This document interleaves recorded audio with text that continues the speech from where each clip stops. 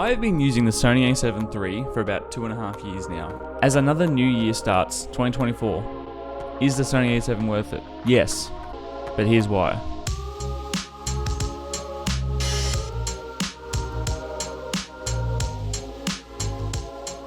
I'm not going to go through the specifics about everything about this camera. You can go and watch every other video, but this is going to be my opinion about 2024 and if this camera is actually worth getting and actually worth running full time. And I've absolutely loved how this camera works.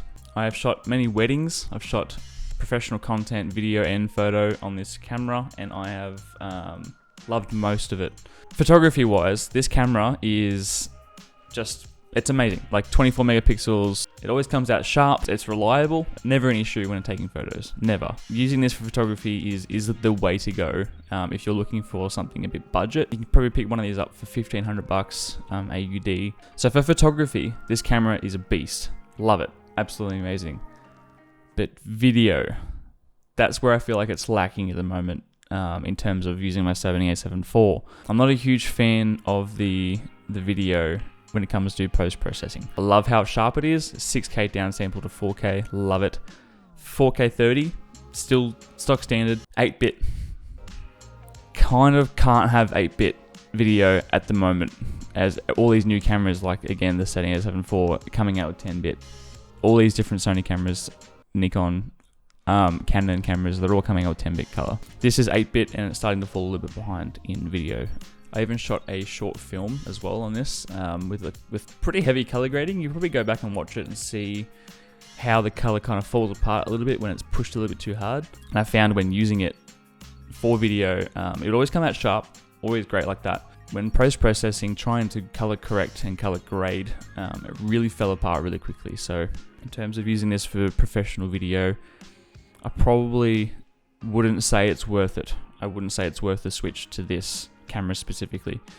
Photography wise, 100%. If you're a photographer and you want to get some really high quality shots, this thing's super sharp, takes amazing photos, and it keeps up. This is worth getting in 2024 for photography, 100%. Video wise though, it's just, it doesn't keep up. It doesn't, for me, this is just my opinion, for me, this camera does not keep up video wise. And I know this camera is super old and I'm not putting it down. It's a fantastic camera, I love you. But in terms of if it is worth getting in 2024, it really depends on what your production is, whether it's photography or video or hybrid. If you're getting this for photography and you're just doing video on the side just for lols and just whatever, get it. I think it's 100% worth getting in 2024. Definitely get it. It really depends on what your workflow is. If you're doing video, if you're one of those people who just film, edit it, and then send it out without any color grading or processing or anything like that. But this is probably the way to go then. You've got 4K downsampled from 6K, like it's super sharp.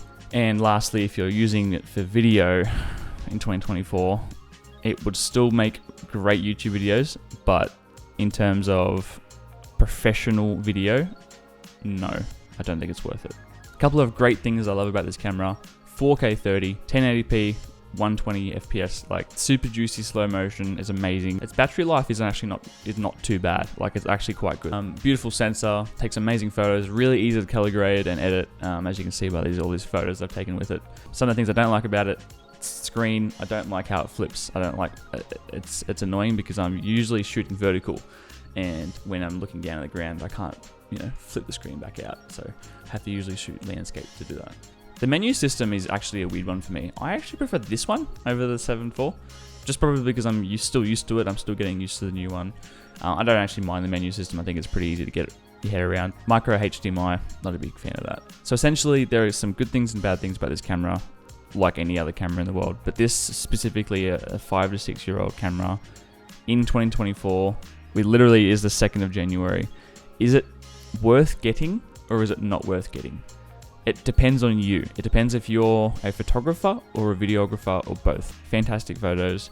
It will not let you down. It's a reliable workhorse. Just being able to really dial in how this camera works and understanding, what its strengths and weaknesses are.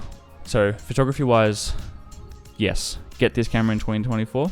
Video wise, consider other options with 10-bit.